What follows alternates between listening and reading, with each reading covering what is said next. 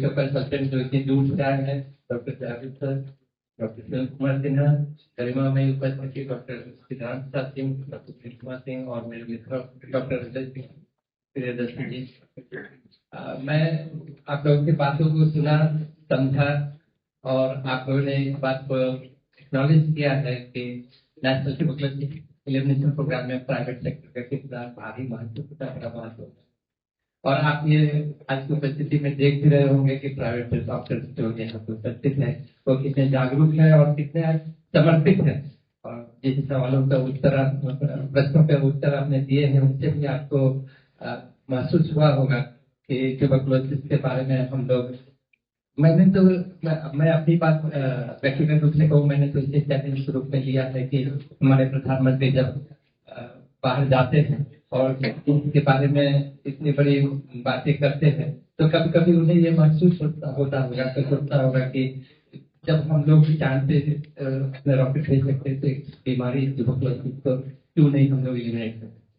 और इसी कारण से सस्टेन एसडीजी गोल जो 2030 तक होना था ट्यूबरकुलोसिस एलिमिनेशन प्रोग्राम का, उन्होंने 5 साल पहले इसको किया है। और हम चिकित्सकों को, चाहे वो गवर्नमेंट सेक्टर में चाहे प्राइवेट सेक्टर में, इसको एक चैलेंज के रूप में लेना चाहिए, एक चुनौती के रूप में लेना चाहिए। क्यों नहीं हम लोग, मैं पिछले साल आपने ये प्रोग्राम किया था तो मुझे याद, मैंने कहा था कि सिर्फ 500 दिन बचे हुए थे, 365 दिन 2024 के और तो बाकी दिनों से 500 दिन में हम लोग अगर सोचे भी तो कितने कम दिन रह गए हैं। और अब तो 365 दिन भी नहीं बचे ठीक से।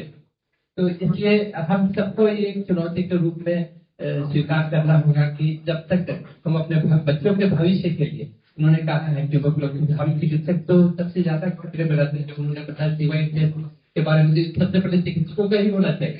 उनको जो लैटिन प्राइमरी कॉम्प्लेक्स जो होता है, ये सब अगर ये टेस्ट पे मालूम हो जाता है तो हम अपने बच्चों को भी सुरक्षित कर पाएंगे और आने वाले जनरेशन को भी हम लोग सुरक्षित कर पाएंगे। तो इस सर मैं आपके माध्यम से को आपसे करना चाहता हूँ कि IMS सीतामढ़ी इसके बारे में बहुत ही सतर्क है और आपसे सहयोग करती रही है, करती रहेगी। और इस उम्मीद के साथ कि आप लोग हमारे मरीज को भी ध्यान देंगे, प्रायोरिटी तो नहीं चाहिए हमें, लेकिन सही बात है कि उन्हें कम से कम चक्कर लगाना पड़े हॉस्पिटल के लिए और उनको समुचित चिकित्सा प्रदान करें। और एक बात मैं और कहना चाहूंगा कि मुझे बताया गया है कि 2023 से पहले मरीजों को जिसको लाभान्वित को पैसे नहीं उनके अकाउंट में पहुंचे, शायद इस बात पे भी ध्यान देंगे। हमारे कुछ पेशेंट है जो हमने तुम्हें बहुत जोर से कहा था, विश्वास दिला था कि पैसे मिल जाएंगे, 500 रुपए मिल जाएंगे तुम्हारे खाते में, लेकिन वो जब भी आते हैं तो ये तो वो नाना दे ही देते हैं कि सर पैसे अभी तक नहीं आए हैं। तो सर आपने कृपया करके इस व्यक्तिगत रूप से ध्यान देंगे। मैं आप तक प्राइवेट चिकित्सकों IMA की तरफ से हम लोग को निमंत्रित करने के लिए और व्याख्यान देने के लिए आपको धन्यवाद देता हूँ। धन्यवाद।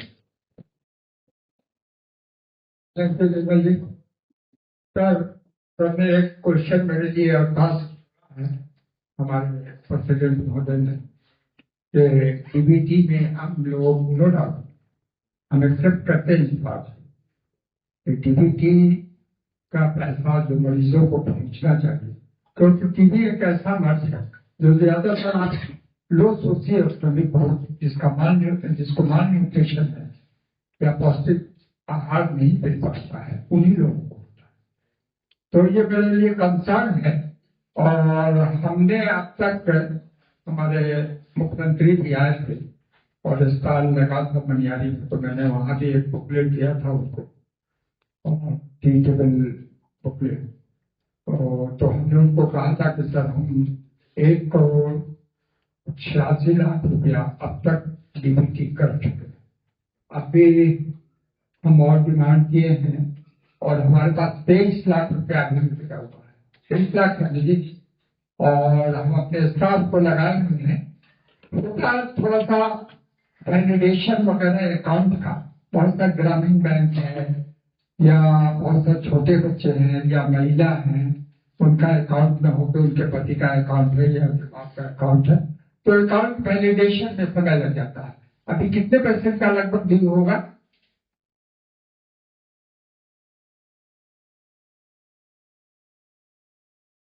प्राइवेट सेक्टर में आप टास्क दीजिए इन लोगों को, doctor for you and Karnataka वाले को, लोगों को, इन लोगों को जो है आप प्रायोरिटी बेसिस पे आप अपना बनाइए और प्रोड्यूस कीजिएगा। बिल्कुल जेन्युइन बात है कि उन लोगों को जो डीबीटी होना चाहिए वो मिलना चाहिए। दूसरी बात पर टीबी बीमारी में early diagnosis, early treatment and sustain treatment, ये बहुत इम्पोर्टेंट है। और जब तक होता क्या है कि अगर फर्स्ट लाइन का केस है, आपने 2 महीना दिलाया है, डॉक्टर साहब तो एकदम फेल है, चलो कमाने चलते हैं, बट महाराष्ट्र, भदोही और सूरत, और वो समझता है डॉक्टर साहब हमको बेवकूफ बना, हम तो सुन रहे हैं, भूख लग रहा, कुछ खा रहे हैं, वजन भी बढ़ गया, खांसी भी सब्सिडाइज कर गया, बुखार भी नहीं आ रहा है, तो सस्टेन टू ट्रीटमेंट ये बहुत इंपॉर्टेंट, क्योंकि वो 2 महीना 3 महीना दवा खा के अगर भाग गया कमाने से, मेरा परिवार तो भूखे मर रहा है, व्हाट आई कैन डू, मुझे तो जाना पड़ेगा। उसके लिए भी सरकार ने प्रावधान बनाया है, ट्रांसफर आउट, ट्रांसफर इन, सब आपने जानते ही हैं। तो मैं ये कह रहा हूँ कि थोड़ा सा काउंसलिंग करते समय ये बता दिया कीजिए कि भैया देख लो, ये 6 महीना दवा खाना तुम्हारे लिए एकदम जरूरी है। ये आप स्टूडेंट से ही अगर कंसल्टेंसी में काउंसलिंग करते रहेंगे तो उसके माइंड में, देखिए वो इलिटरेट है, वो नहीं समझ रहा है बात को कि क्या सस्टेन है, क्या 6 महीना है, क्या आईपी है, क्या सीपी है, तो आप थोड़ा सा उसको माइंड में हिट करते रहे। देखो दवाई नहीं छोड़ना, 6 महीना दवाई खाता, अगर कहीं बाहर जाना हो तो यहाँ से लेके जाना 1 महीने का दवा, और वहां जहाँ जा रहा है उसका एड्रेस लिखवा के जाना, यहाँ से मिल के जाना कि भाई हमको ट्रांसफर आउट कर दीजिए, ठीक है। तो sustain to the treatment is very important. इससे क्या होगा कि रेसिस्टेंट डेवलपमेंट, उसी मरीज को अगर रेसिस्टेंट हो गया, वो एमडीआर में चला गया और एसडीआर में चला गया, तो अभी तो हमारे क्या वो रिजिम आया भी नहीं है, फोर्थ रिजिम, और इसका आउटकम अभी 50% है एसडीआर का, तो हमारे लिए बहुत डिफिकल्ट हो जाता है और आपके लिए भी बहुत डिफिकल्ट होता है।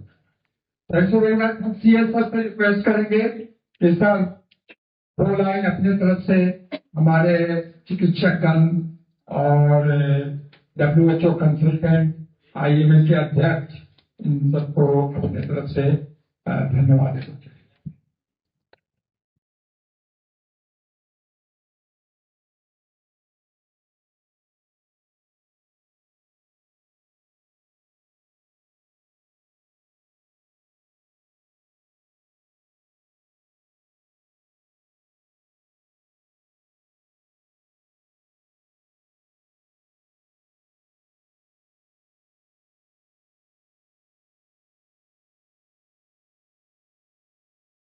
अगर आप में है देश के लिए कुछ कर गुजरने का जज्बा, अगर आप रखते हैं सच कहने की हिम्मत, तो पृथ्वी न्यूज आपको दे रहा है एक सुनहरा अवसर, जहां आप पत्रकार बनकर समाज में हो रही बुराइयों के खिलाफ अपनी आवाज बुलंद कर सकते हैं, अपने देश प्रेम को देश की सेवा का रूप दे सकते हैं। तो उसके लिए जुड़िए पृथ्वी न्यूज चैनल के साथ।